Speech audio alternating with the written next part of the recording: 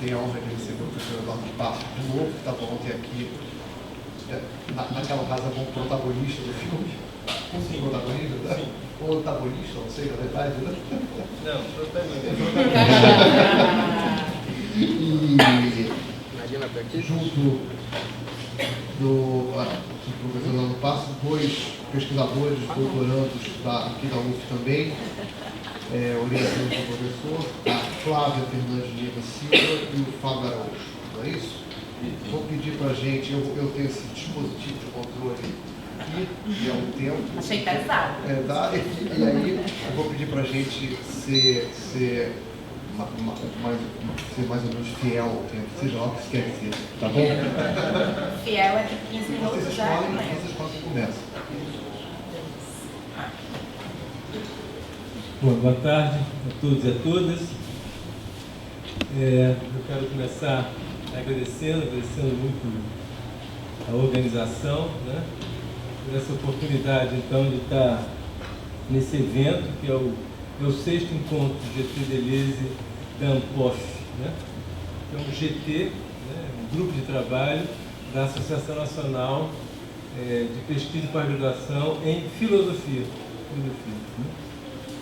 E estar num GT de filosofia, né? Eu que geralmente estou no GT de psicologia, somos todos aqui no curso de psicologia, né? Embora a Flavinha seja médica, está fazendo doutorado na psicologia. E está então nesse evento, está sentindo então esse gesto, um gesto de abertura, esse GT se abrindo para o que não é a filosofia, de alguma maneira entendo performatizando essa atitude que etimologicamente está na ideia de filosofia, né? Uma certa experiência de amizade, né? Aceitar então esse convite amigo, né? Para estar juntos aqui, vivendo essa experiência de coabitação, né? Ou de ocupação. Coabitar ou ocupar o espaço, né, do pensamento filosofante. E essa ocupação e essa habitação se faz aqui a partir disso que, como filia, né, como exercício de amizade, de amor, né, a gente poderia entender em termos filosóficos como hospitalidade, né, sentido filosófico da ideia de hospitalidade. E é acerca dessas ideias, né, coabitação, ocupação, né, e hospitalidade, que a gente queria falar para vocês hoje, trazendo então dois projetos de pesquisa que estão sendo realizados atualmente, né, no programa de pós-graduação Estudos da Subjetividade, aqui da Psicologia da UF, compondo esse eixo temático, né, que é o eixo temático da nossa mesa, desse agenciamento aqui, micropolítica e fascismo, né, antifascismo e invenção de formas de ocupar o mundo e de se ocupar do mundo, né? A ideia, então, de ocupação, né? E essa ideia, então, de cuidado, né, estando aqui articulada com a ideia de micropolítica e com a ideia de antifascismo. E aí, eis que estamos novamente às voltas, né, com esse prefixo anti, né, que imaginávamos que de alguma maneira já tínhamos deixado no passado, né, quando já não se faz mais tão urgente criar frente a essas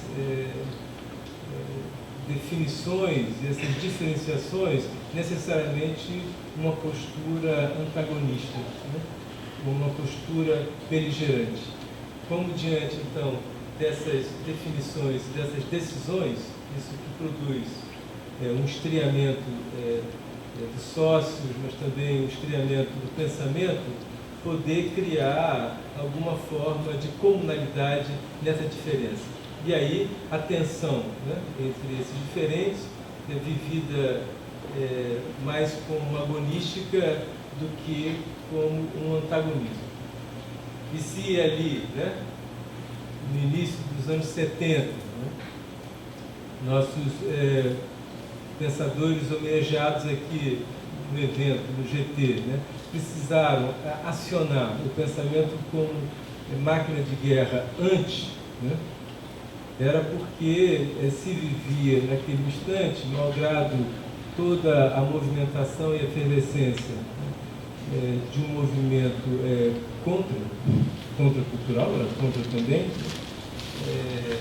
malgrado ele, pouco se arrefeceu e quase nada se debelou de um excessivo familiarismo que ainda predominava entre nós como forma prioritária de codificação da experiência humana, da experiência de agrupamento, da experiência subjetiva. E é por isso, então, que naquele instante uma certa urgência, né, uma certa experiência de urgência se fez ali necessariamente como um levante, né, e como uma atitude antiedípica. A ideia, então, é pensarmos hoje que pressão é essa, né, que cria uma urgência que nos faz, malgrado, né, esse movimento de modulação, né,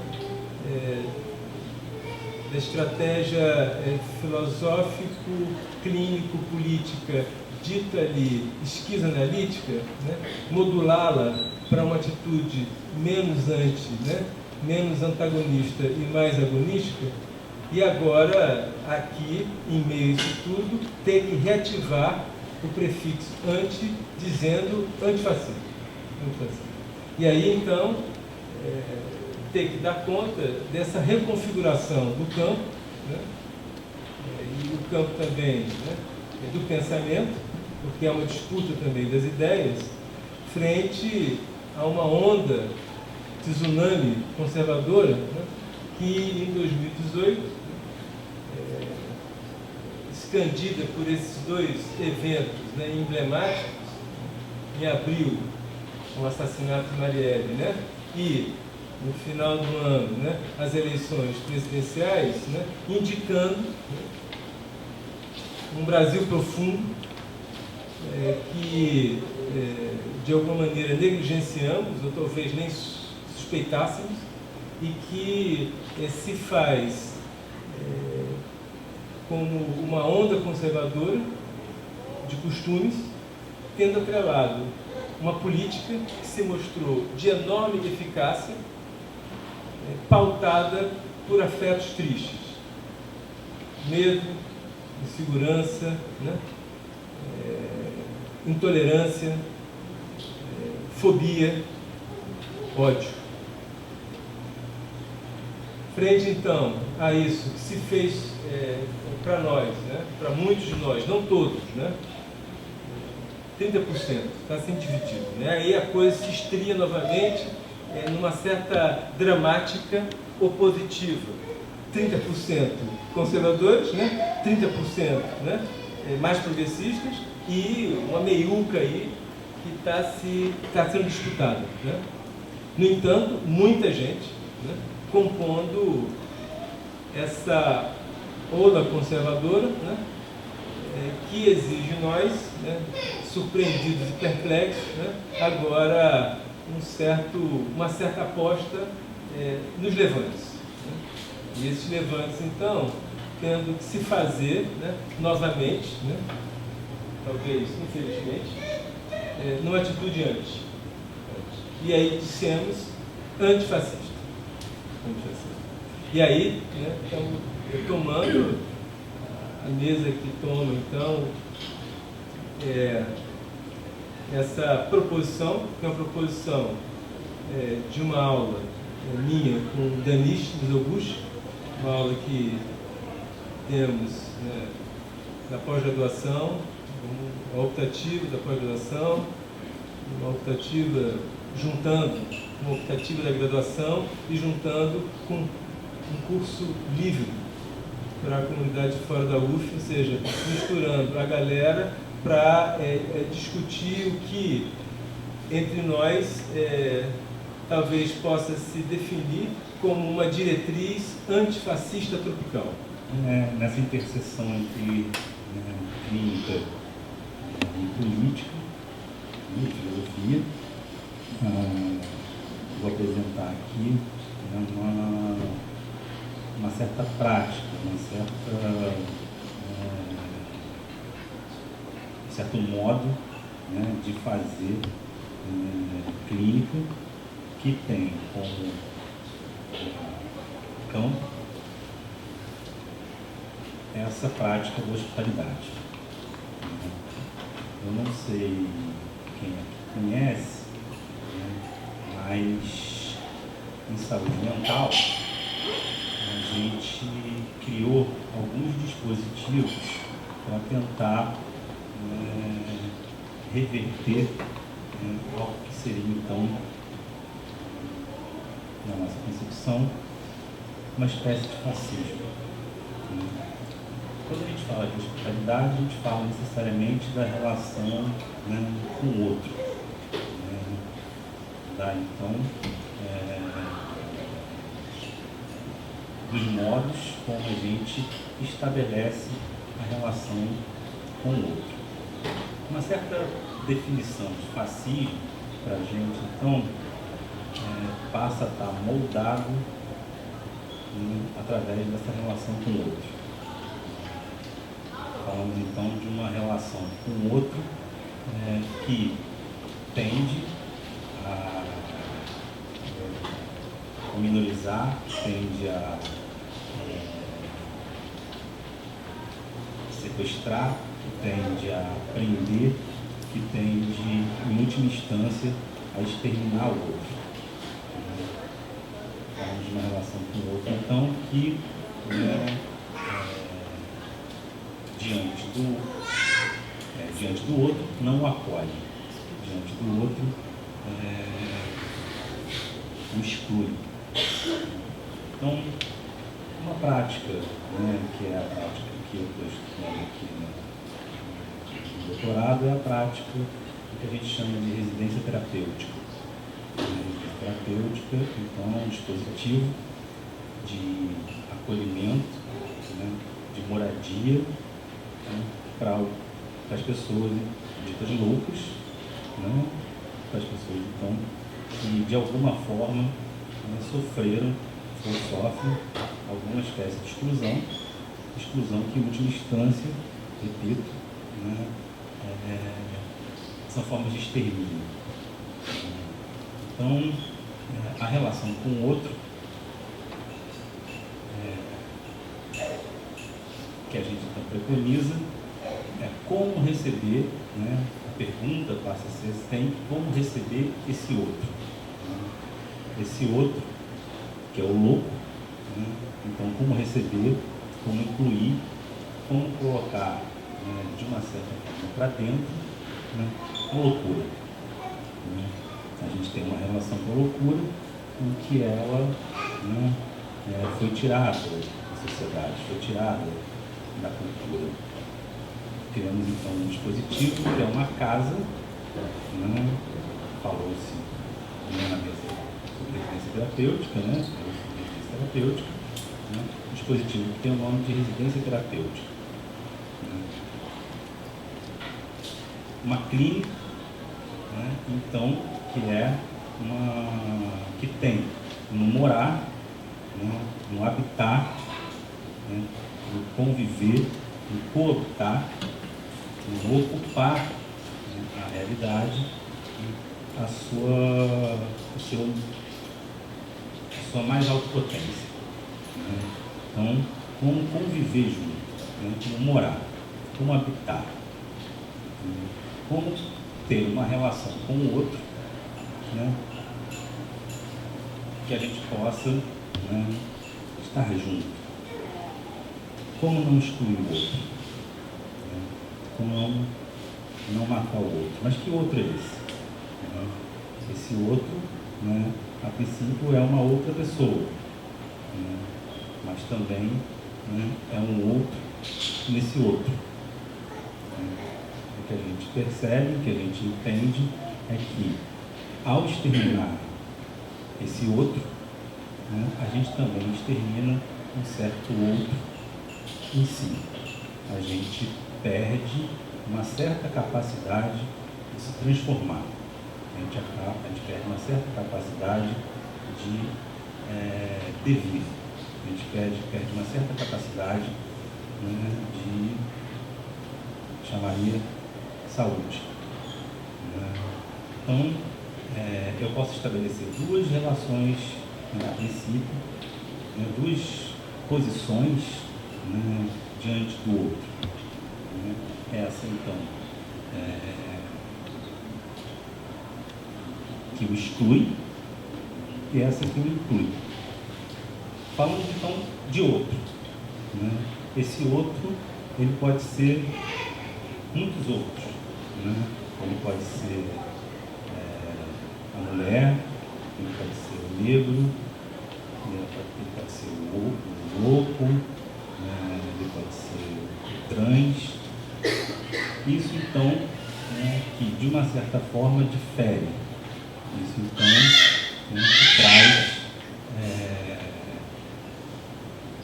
que traz uma necessidade, né, que o encontro com ele traz uma necessidade de outrar-se. Então, a gente pode falar, então, né, dividindo uma certa relação que seria, né, denominada de outridade, ou seja, estabelecer com o outro uma relação onde esse outro está numa posição de inferioridade, né, onde esse outro está numa posição de exclusão, onde esse outro, sobretudo, está numa posição de exterminável, né, e um outro tipo de relação que seria uma relação que a gente vai chamar de outramento. Né, fazendo essa diferença, então, né, entre outridade e outramento como uma certa capacidade de receber, né, de ser hospitaleiro, né, de deixar entrar na minha casa, em casa, né, naquilo que me é mais próprio, né, esse outro.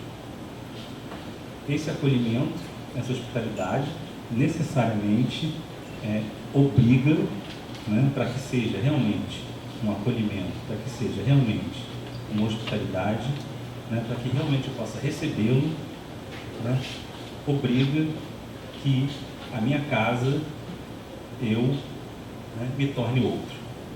Então há uma experiência de encontro com o outro, né, que é essa experiência de outrar-se.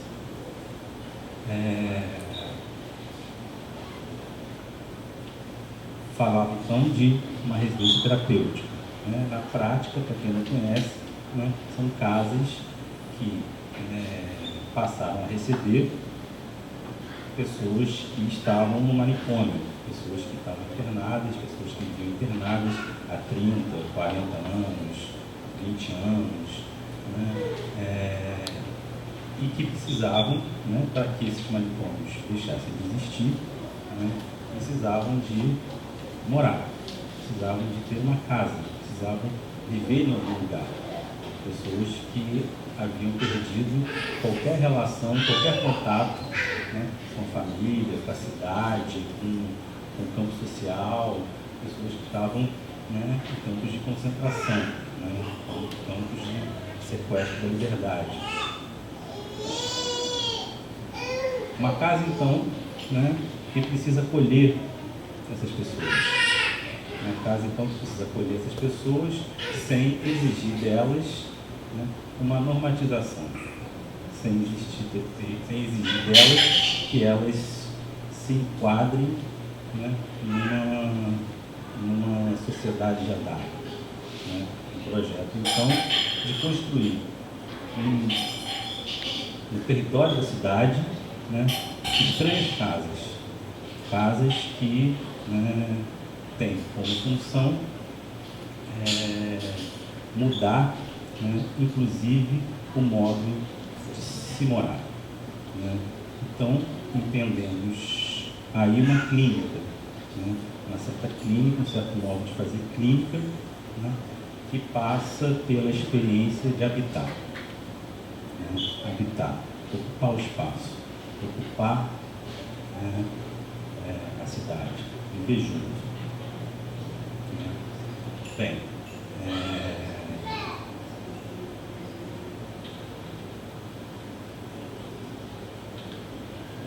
essas casas, né, e as casas que hoje, né, eu trabalho e pesquiso, são 2 casas em Niterói, né, que já sofreram vários tipos de violência, né, vários tipos de tentativa de exclusão, né. Então, uma clínica, né, que fica, né, nesse limite, nessa fronteira, né, entre um espaço de possibilidade de existência, um espaço de criação de existência, um espaço de ultramento, né, e uma cidade, né, que por muitas vezes exclui, uma cidade que muitas vezes expulsa, uma cidade que muitas vezes prende. Então, né, entendemos hoje, né, como eu disse, né, certas práticas, né, isso como uma certa prática antifascista, né? Estamos lidando, né, com um certo fascismo, né? Estamos lidando com esse outro, né, que por vezes, né, e muitas vezes soltos, né, na cidade sofrem, né, esse tipo de exclusão. Bem, é um pouco isso que eu queria trazer, né, essa experiência então, de habitar, de ocupar a cidade, de ocupar a vida, de se ocupar com a vida, né, de se ocupar com o viver.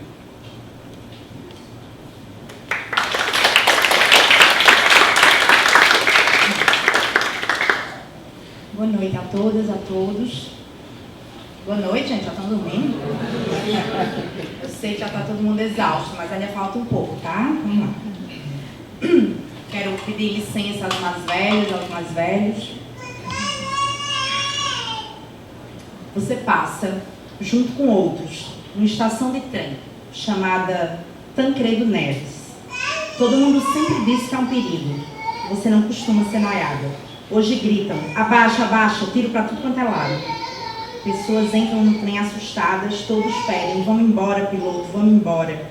Alguns segundos. Não saberia dizer quantos. O que é o tempo?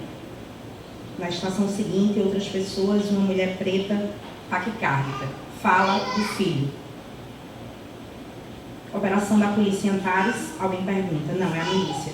Fuzil, o diabo, meu filho, não sei onde ele está, fala a mulher. Ela também diz que o outro vagão ficou lotado, quem pôde entrar, entrou.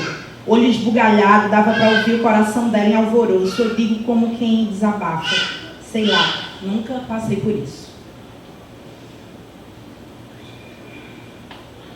O cabra na sua frente disse que já passou tantas vezes e quase sorri no canto da boca. Não, nunca vou achar normal. Chego em casa agora, ainda faz calor, mas me arrepio. Olho ao redor, meus livros, meus discos, meu coração batendo.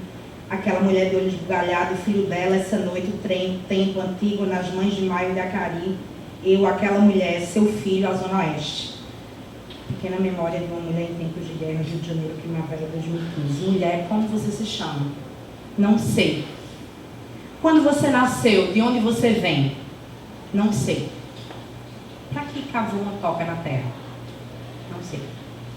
Desde quando está aqui escondida? Não sei. Por que mordeu meu dedo anular? Não sei. Não sabe que não vamos te fazer nenhum mal? Não. De que lado você está? Não sei. É a guerra, você tem que escolher. Não sei.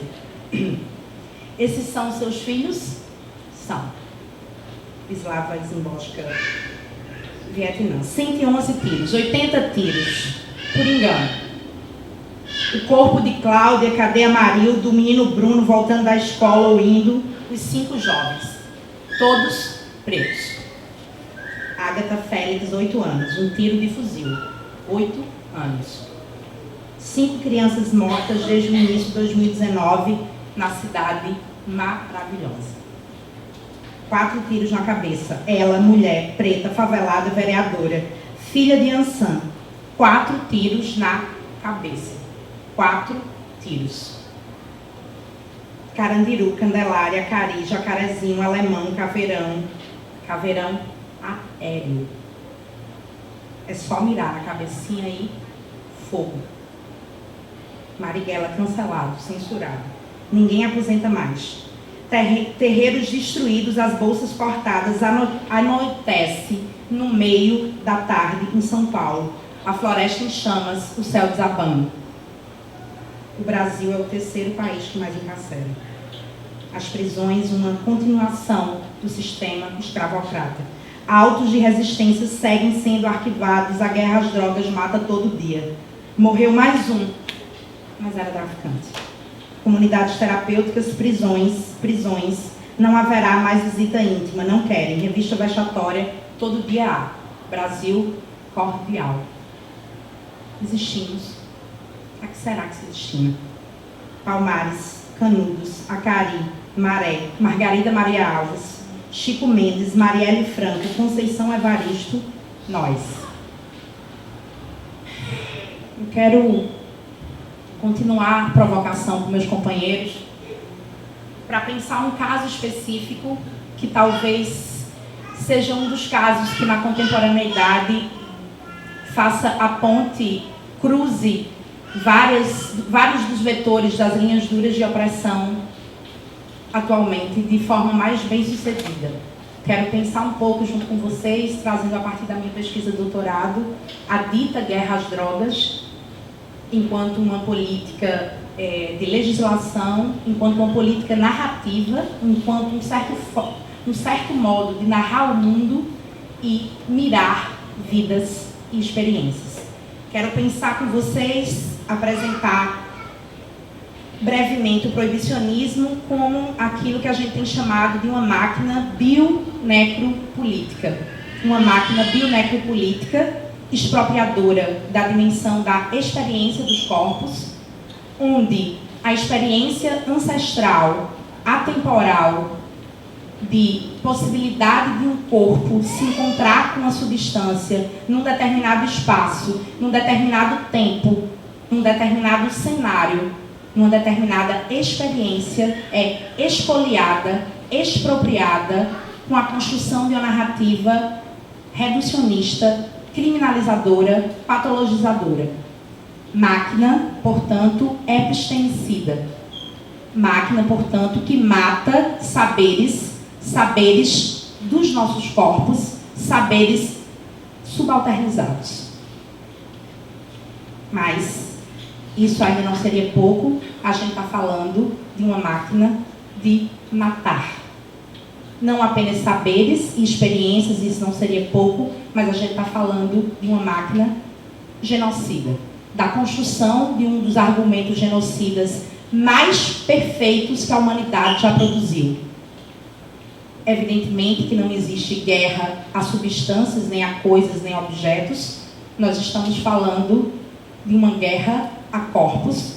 Nós sabemos quais são esses corpos, nós sabemos quem toma o sacode e o baculejo e quem segue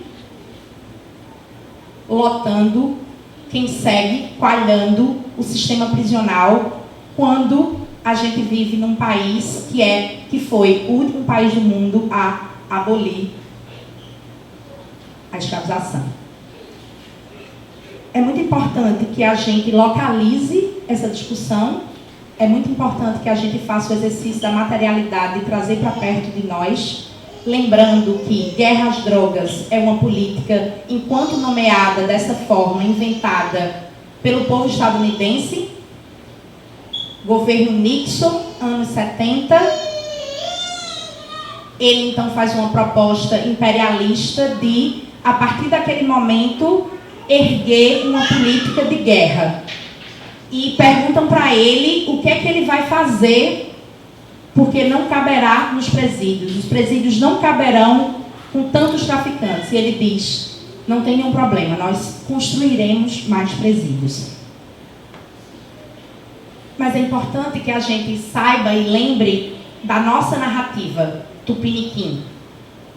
E que muito antes de Nixon, em 1830, e todas as vezes que eu falo sobre isso, eu conto essa história e seguirei contando enquanto for necessário a gente lembrar que existe alguma coisa chamada racismo estrutural, que a história do proibicionismo à brasileira é a história de um projeto racista, antes de qualquer coisa. 1830, Rio de Janeiro. Rio de Janeiro, naquele momento, era a cidade do mundo que tinha a maior população preta escravizada. Naquele momento, cria-se uma das primeiras leis do mundo proibicionistas. Era uma lei municipal chamada Pito do Pango. A lei chamada Pito do Pango começava com o seguinte enunciado: é proibido aos escravos e às pessoas o uso da maconha. Mais tarde se cria uma inspetoria chamada Inspetoria de Repressão ao Uso de Tóxicos e Mistificações. Essa inspetoria deliberava, reprimia, investigava e punia os seguintes crimes: o uso de maconha, ligada à tradição negra historicamente, samba, capoeira, candomblé e umbanda.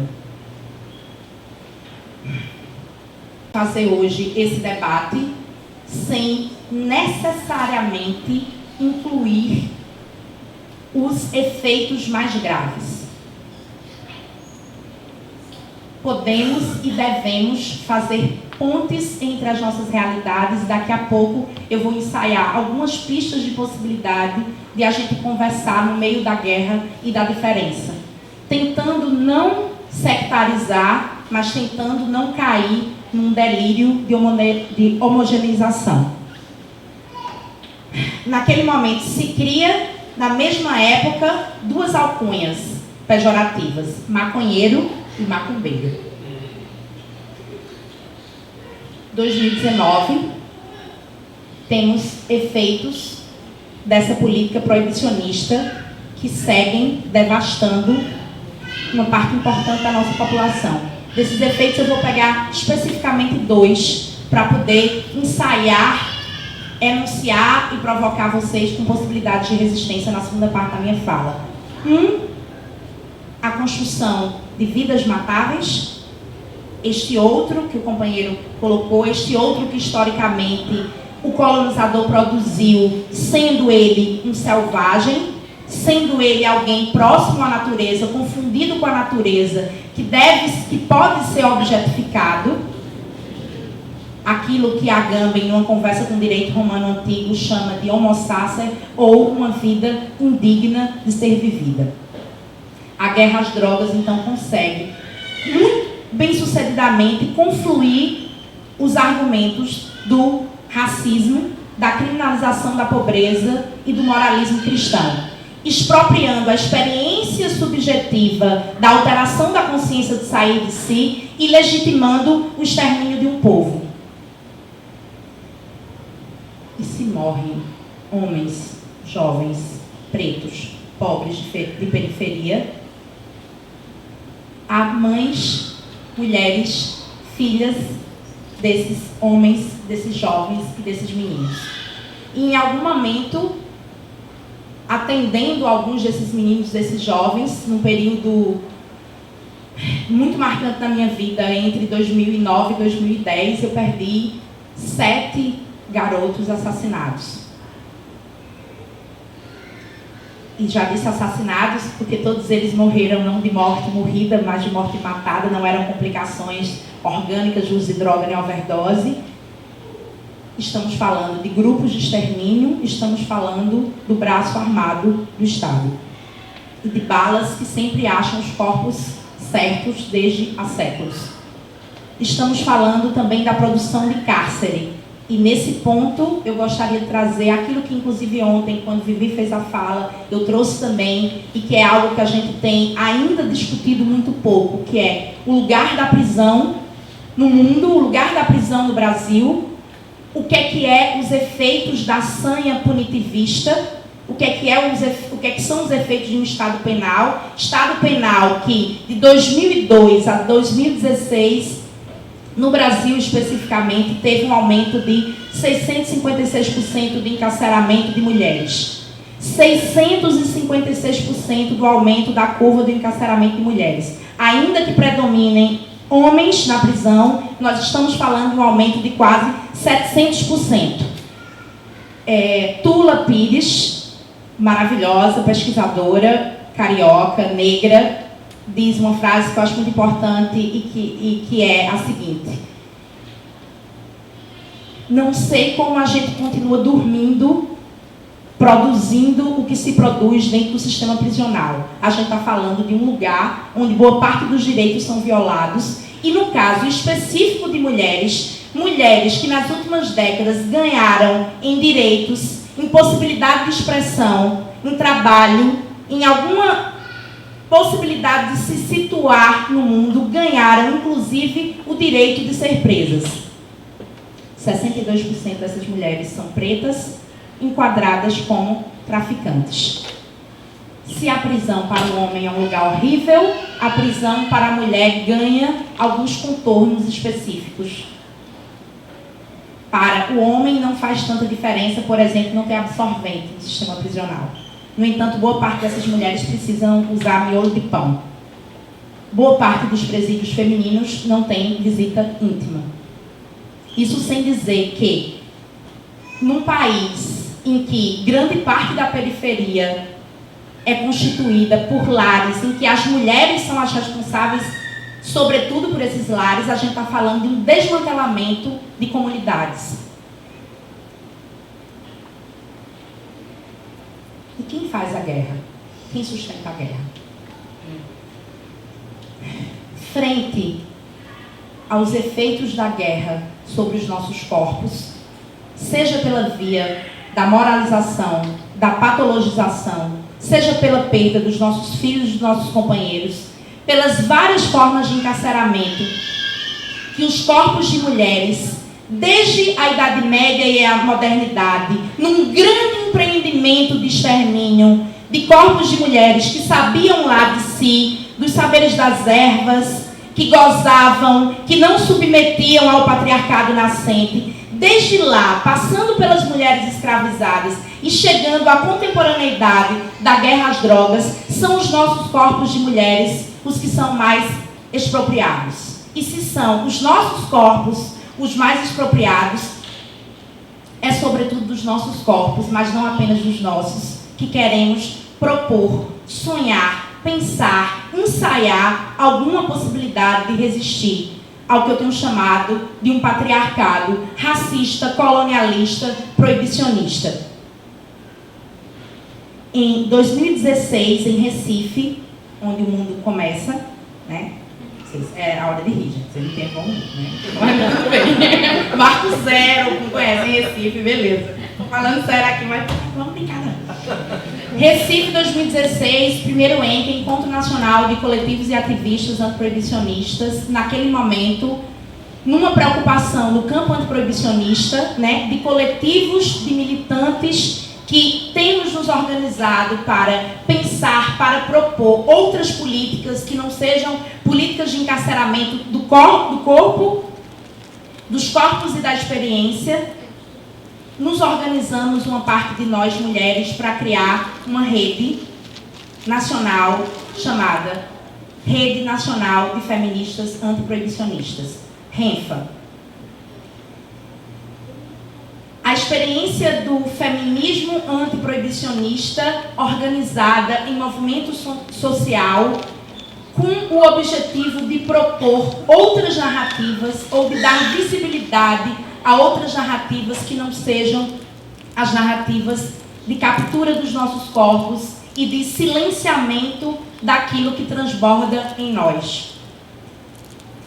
O sujeito do feminismo antiproibicionista, ou a sujeita do feminismo antiproibicionista, que tenta trazer para o amplo debate do antiproibicionismo, ou seja, para o amplo debate daqueles que militam por outras políticas sobre drogas, que não a da criminalização, da patologização e das várias formas de encarceramento, pensar a materialidade e a localização dessa luta, no que se refere às diferenças, no que se refere às especificidades dos corpos de mulheres, de pessoas negras, de pessoas não brancas, de pessoas pobres. Mas não apenas, e não seria pouco, trazer para o antiproibicionismo historicamente um campo branco, classe média alta, acadêmico e de homens muito legais, por sinal, mas em geral essas mesmas caras que conhecemos.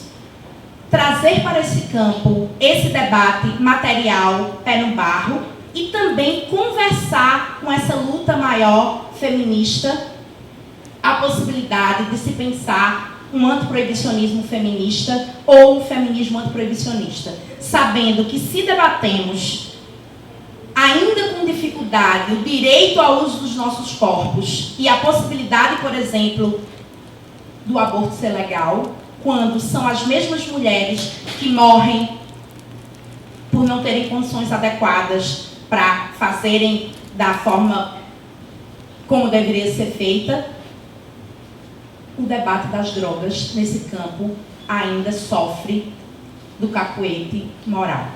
Então, o feminismo antiproibicionista como uma ponte, uma proposta de interseccionalizar campos de luta. Tenho mais de 3 minutos? Se eu não tiver, eu invento. Por fim, e eu era para ter prestado atenção no tempo, mas não prestei, era isso. Vamos lá. Por fim, tá certo.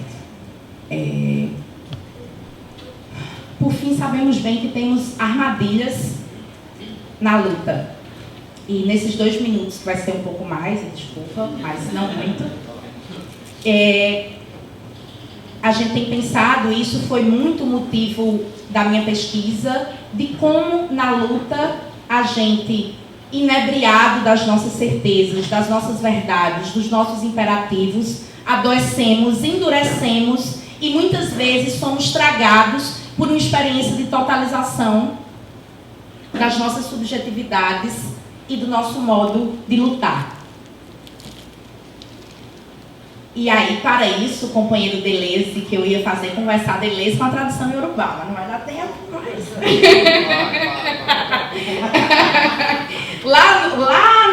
Para dar um fim ao juízo, né, numa conversa, então, com Kafka, numa conversa com Lawrence, numa conversa com Spinoza e com Artaud, Deleuze, então, vai propor, muito inspiradamente, aquilo que ele chama de uma outra possibilidade de exercer combate. Sim. E aí eu acho que é alguma coisa que é muito cara a nós, já que sabemos que, como dizia Heráclito de Éfeso, tudo é combate, né? Então, se tudo é pólemos, tudo é combate, a gente não vai escapar da batalha. Sim. Se não escaparemos da batalha, em que ecos de batalha nós iremos apostar? E aí o Deleuze vai dizer que nós inventamos uma forma de lutar hegemônica, que é uma forma em que nós pretendemos destituir o outro, destruir o outro. Aquilo que ele chama de um combate contra, ou de um modo bélico de lutar. Antagonístico, totalizador, de produção de um outro matável, eu diria. Para se pensar a possibilidade de um antídoto ao veneno do combate contra, ou desse anti sem nuance, desse anti em que eu me totalizo e totalizo o outro, a gente poderia pensar, inspirados nessa conversa com Deleuze, inspirado em outros saberes assentes em nossos corpos, uma possibilidade de lutar em que o combate já não seria contra, mas o combate seria entre. No combate entre, não é o outro que eu destituo, que eu tenho que destituir, e nem é o outro que eu tenho que destruir. Essa relação não é mais de um outro, essa relação é de um outro, mas não é de um outro matável, não é de outridade, é de outramento. E nessa relação de outramento, eu tenho a possibilidade de, quiçá, na diferença, compor com as forças do meu suposto adversário. Sim. E não apenas compor com ele, numa ousadia agonística, pensando com os gregos, agon, algo entre a luta e o jogo, uma forma de luta e uma forma de jogo, onde havia dois critérios, que era um jogo ou uma luta sem trégua e sem termo, uma luta infinita, porque o combate é próprio da vida, e o que anima essa luta é: eu não destituo o outro, eu não destruo, nem o outro me destrói. Eu componho com esse outro. Eu vou encaminhando o fim da minha fala, fazendo uma ponte entre a possibilidade de uma luta essa agonística, em que eu posso produzir composição com esse outro diferente, atentas e atentos aos riscos da pacificação da luta, da asepsia da luta e da equivalência de todas as coisas. E para isso o feminismo negro nos ensina muito bem o que é que são os usos pertinentes da raiva e o que é a possibilidade de lidar com a raiva e com a expressão da experiência radical de desigualdade e diferença, não com culpa e com ressentimento, mas com a possibilidade de uma responsabilização frente à minha posição diferente ou privilegiada ou vulnerabilizada no diagrama de forças. Para isso, quarta-feira da semana que vem, eu vou defender minha tese, onde eu vou terminar dizendo que, para fazer agonística em tempos fascistas, os nossos corpos precisarão ser convocados. E não apenas uma racionalidade monolítica, uma racionalidade totalizadora. Os nossos corpos precisarão ser convocados numa reconexão com o nosso ori, com a nossa cabeça. E aí é preciso dar passagem a esses saberes das mulheres, dos povos pretos, dos povos indígenas, dos povos nordestinos. Esses saberes assentes no corpo que convidam esses corpos duros militarizados que nos atravessam e que somos e que estamos muitas vezes a possibilidade de ir entre um tempo e outro, e entre um tempo forte e um tempo fraco, no vazio criar um movimento, no movimento criar um discurso, a possibilidade de incluir a ginga na luta, a dúvida, a ambivalência, e nisso outras formas de comunicação, pensando comunicação como partilha, negociação, produção do comum. Quiçá a gente possa exercitar no inferno em que vivemos espaços de invenção e de alegria trágica em que a gente possa seguir lutando.